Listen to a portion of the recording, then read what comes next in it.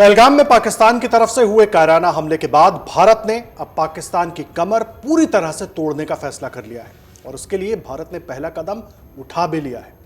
PM Modi की अध्यक्षता में हुई सीसीएस की बैठक में कई फैसले लिए गए, जिसमें पाकिस्तान को सबसे ज्यादा दर्द देने वाला फैसला सिंधु जल समझौता है, जिसे अब भारत ने रोक दिया है।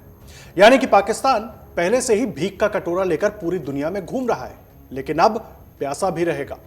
बूंद बूंद को तरस जाएगा पाकिस्तान।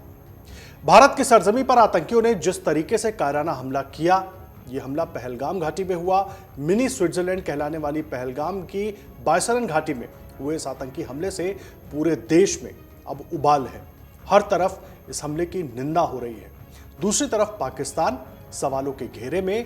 ऐसे में भारत ने बड़ा कदम उठाते हुए तगड़ा एक्शन ले लिया है। भारत के एक्शन में इंडस वाटर ट्रीटी यानी कि सिंधु जल समझौते का जिक्र है और भारत पाकिस्तान के बीच सिंधु जल समझौता अब रोक दिया गया है। ऐसे में आपके लिए जानना जरूरी है कि ऐसा क्या है सिंधु जल समझौता और भारत के इस एक्शन के बाद कैसे पाकिस्तान इससे मुश्किलों में नहीं, बहुत ज्यादा मुश्किलों में आ गया है। चलिए आपको बताते हैं कि आखिर सिंधु जल समझौता है क्या और कैसे भारत ने पाकिस्तान को प्यासा मारने की तैयारी कर ली है। देखिए, अंग्रेजों के राज में ही दक्षिण पंजाब में सिंधु नदी घाटी पर एक बड़ी नहर का निर्माण करवाया गया था, जिसका उस पूरे इलाके को कृषि क्षेत्र में बहुत फायदा मिला। उसके बाद जब भारत और पाकिस्तान का बंटवारा हुआ तो बंटवारे के दौरान पंजाब को भी बांटा गया। तब इसका पूर्वी हिस्सा भारत के पास और पश्चिमी हिस्सा पाकिस्तान के पास गया। बंटवारे के दौरान ही सिंधु नदी घाटी और इसकी विशाल नहरों को भी बांटा गया, लेकिन इससे होकर मिलने वाले पानी के लिए पाकिस्तान पूरी तरह से भारत पर यानी कि हम पर निर्भर था। पानी के बहाव को बनाए रखने के लिए पूर्व और पश्चिम पंजाब के चीफ इंजीनियरों के बीच 20 दिसंबर 1947 को एक समझौता हुआ।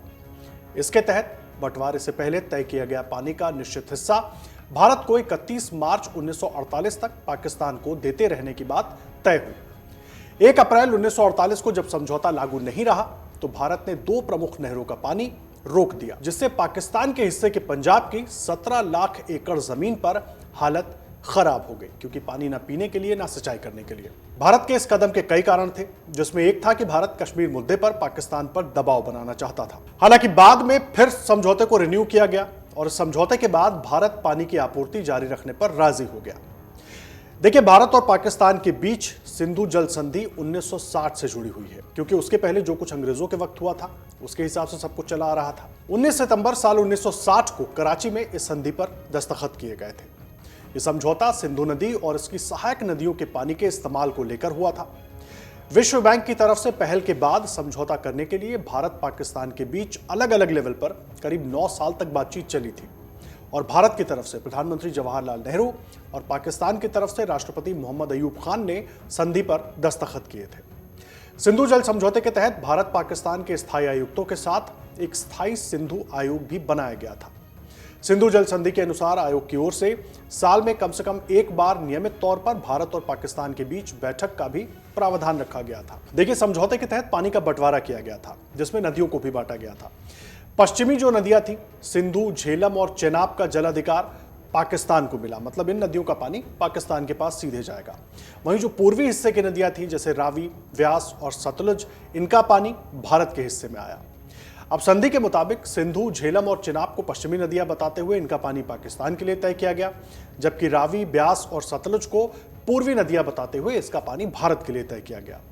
अब इसके मुताबिक भारत पूर्वी नदियों के पानी का कुछ अपवादों को छोड़कर बेरोक टोक इस्तेमाल कर सकता है। वहीं पश्चिमी नदियों के पानी के इस्तेमाल का कुछ सीमित अधिकार भारत को भी दिया गया था, जैसे बिजली बनाना, कृषि के लिए सीमित पानी। और इस संधि में दोनों देशों के बीच समझौते को लेकर बातचीत करने और साइट का मुआयना आदि करने का भी प्रावधान रखा गया था। इसी संधि में सिंधु आयोग भी बनाया गया था। इस आयोग के तहत दोनों देशों के कमिश्नरों के मिलने का भी प्रस्ताव था। संधि में दोनों कमिश्नरों के बीच किसी भी विवाद के मुद्दे पर बातचीत का प्रावधान था कि बातचीत करके उसको सुलझा लें। इसमें यह भी था कि जब कोई एक देश किसी परियोजना पर काम करता है और दूसरे को उस पर कोई आपत्ति है तो पहला देश उसका जवाब देगा। इसके लिए दोनों पक्षों की बैठकें होंगी। बैठक में भी अगर कोई हल नहीं निकल पाया तो दोनों देशों की सरकारों को इसे मिलकर सुलझाना होगा। साथ ही ऐसे किसी भी विवादित मुद्दे पर विशेषज्ञों की मदद लेने या कोर्ट ऑफ आर्बिट्रेशन में जाने का प्रावधान भी रखा गया था। सिंधु जल समझौते में पानी का 80% हिस्सा पाकिस्तान में चला गया, जबकि बाकी 20% भारत के लिए छोड़ दिया गया। बहरहाल मोदी सरकार ने पाकिस्तान के साथ सिंधु जल समझौते को रोक दिया है, स्थगित कर दिया है, तो पाकिस्तान की आर्थिक कमर इस फैसले से टूट सकती है। दरअसल समझौता स्थगित होने का यह अर्थ नहीं है कि पाकिस्तान को तत्काल सिंधु नदी का पानी नहीं मिलेगा, बल्कि इसके तहत भारत से अब यह बाध्यता खत्म हो जाएगी कि वो पाकिस्तान को सिंधु के पानी की आपूर्ति लगातार जारी रखे। भारत भविष्य में सिंधु नदी पर बांध बनाकर पानी रोकने के लिए अब पूरी तरीके से स्वतंत्र होगा, और ऐसा हुआ तो पाकिस्तान के लिए सही मायनों में संकट पैदा हो जाएगा। पाकिस्तान की अर्थव्यवस्था का बड़ा हिस्सा कृषि पर निर्भर है, इसमें भी वो सिंधु नदी बेसिन के पानी पर बहुत ज्यादा निर्भर है।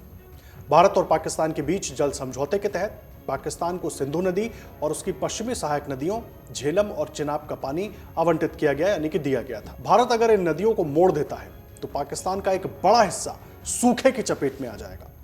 सिंचाई में कमी से गेहूं, चावल, गन्ना और कपास जैसी जो उनकी मुख्य फसलें हैं, उनकी पैदावार पर बहुत बुरा प्रभाव पड़ेगा, और ये पाकिस्तान की खाद्य सुरक्षा और निर्यात के लिए बहुत महत्वपूर्ण होगा। सिंधु जल समझौता 1960 में भारत और पाकिस्तान के बीच जल बंटवारा था।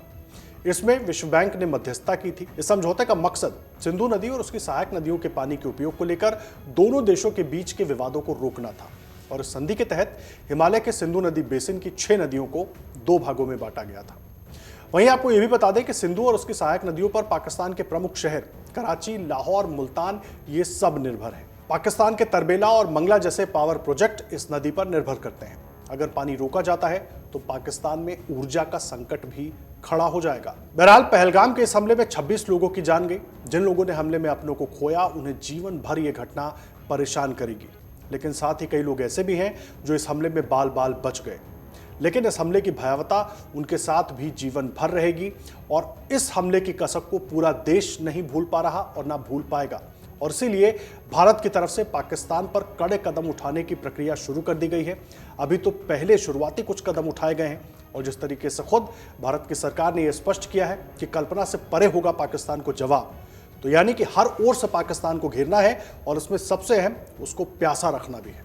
अगर आप ये वीडियो YouTube पर देख रहे हैं तो हमारे चैनल को सब्सक्राइब कर बेल आइकन दबाएं, और Facebook पर देख रहे हैं तो हमारे पेज को लाइक करें। 8 मिलियन प्लस सब्सक्राइबर, आपके इस भरोसे के लिए बहुत धन्यवाद।